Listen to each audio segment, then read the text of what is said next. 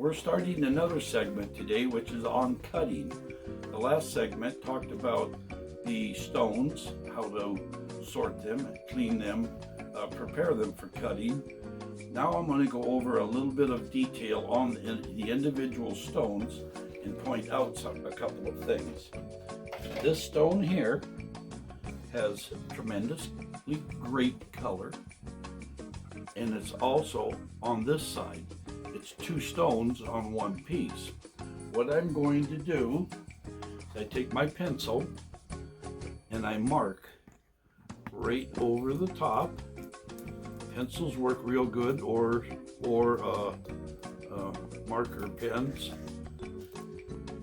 And I come all the way around on it so that I know that I'm cutting it straight.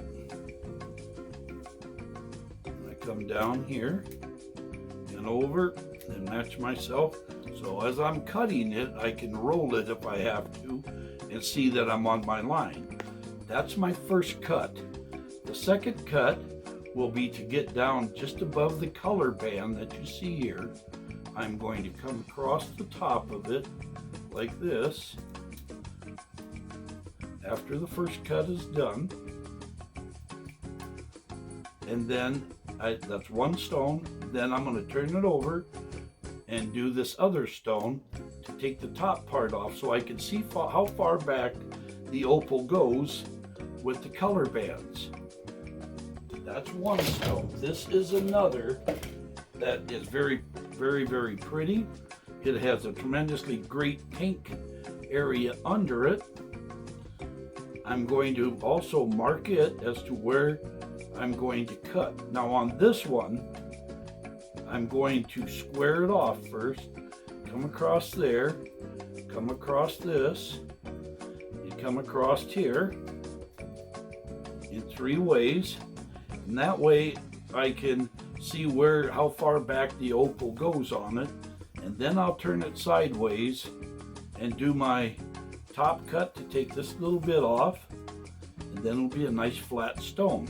And then I'll come back and do my other cut somewhere along in here. After I do my first one, I'll know exactly where I'm cutting. This stone here, I've already cut. And what I did, when I talk about cutting the tops off of it, this is the top. So I sliced it off, I marked it and sliced it off, and that's what we got. So we have a very nice piece that I'm going to come back and cut the bottom off because it's fairly thin. I'm going to cut this all off to where the stone is looks just like this. It's just flat and ready to grind. This one here, the top part of it, I'm going to come back and make a cut on it to isolate just this one pocket that has the opal here. On these, and this is what you'll probably be cutting the most of, are these little stones this size, because the larger ones break up. And you can see it's going to take an easy cut. I mark it down about a half an inch all the way around so I know where I'm cutting it, so I don't get it off at an angle and possibly cut into this, because this really has some really nice color to it. This stone here is awful small also, but I'm going to just trim it up a little bit so that it's ready for grinding, because the color bands, this has 3 or 4 bands, but it's too small. I'll do a light trim job on the 6-inch saw, then I'll come back on my 4-inch and get a much more accurate, closer cut. So that's what we're going to do right now. I'm going to move over to the saw now. Prior to cutting, my saw is ready. I have all of the water in it that I need. I fill this all up so that my stone is wet to have it, and that's the purpose of using a pencil to mark these lines. I can still see them, but this way any dirt, anything that attached to the stone will come off prior to me cutting it. I also, prior to cutting, I always make sure I get my cover situated on my saw for protection, because you don't want that belt coming off or your stone flipping into it and it shooting back at you. We also put all the light that we can on our cutting so that you can see it from different directions. Now I'm going to put on my, and this is something you'll definitely want because you're going to have a ton of water on you, an apron. Not a cook's apron, more of a apron that's waterproof. There's a lot of cheap ones or good ones. This one I think cost me about 20 bucks, but I've had it for years. The next necessary item is the earplugs. If you don't run with earplugs, you'll end up deaf in no time at all. I have my safety glasses on, and I have my loops so that I can do the fine cut to see it. You can stand here and do this, or I have this nifty chair because I'm old and fat, and it sits, I can sit on top of it and push. When you're cutting these stones, you want to be able to go straight in with a straight solid cut. Don't try to jerk it in and out, because if you do that, a lot of times it'll catch it and spit stuff back at you. You could get injured. So we're going to start with this one here. I'm going to get my chair ready. You get your chair or your saw set.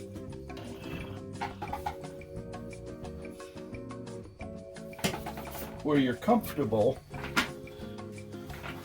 and you're going to push straight through on your saw. So you won't be able to hear me for a bit because this thing is loud and noisy, and that's why we're here. I also set up some little buckets for my cut pieces. I take the trash part that I'm not going to use and put in one, and the good parts in another.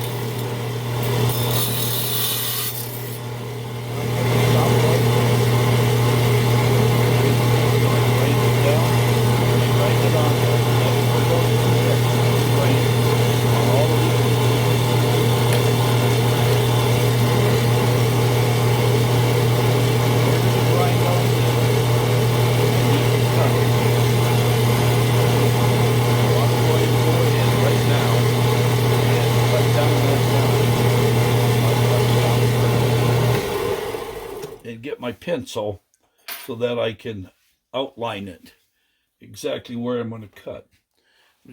Give me my pencil over there, Leo.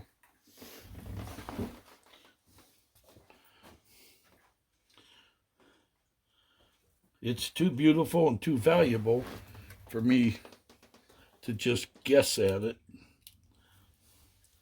So we're going to come down this line right there, little red line. Then it's going to come over, and I use my finger gap to tell me where I'm at. So I should come out on this side, exactly the same spot. As you can see, I did. Right there to there. All right, now I'll take and cut this and hope it stays together. I believe I sealed this one too, just for the fact that I need to cut for both pieces of it. So here we go.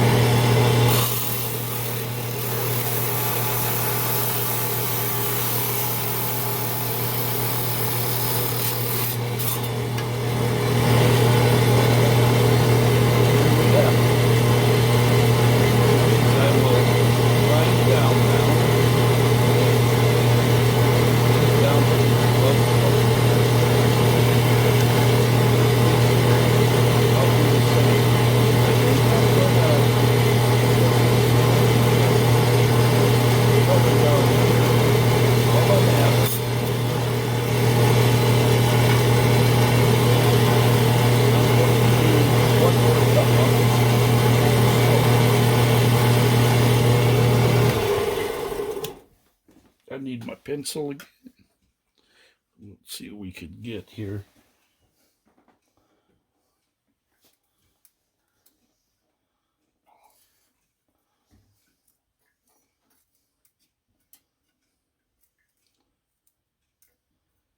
As you can see the way I'm marking it with my pencil, I just want to take a little bit off because it's too much to grind. And once you grind on the top, then the next piece is even thinner and harder to get off. So, and as you can see, I've used my fingers as a tester, and I've held this, come right straight down, and I come out right where I want to be. So, let's fire it up and see what we can get this time.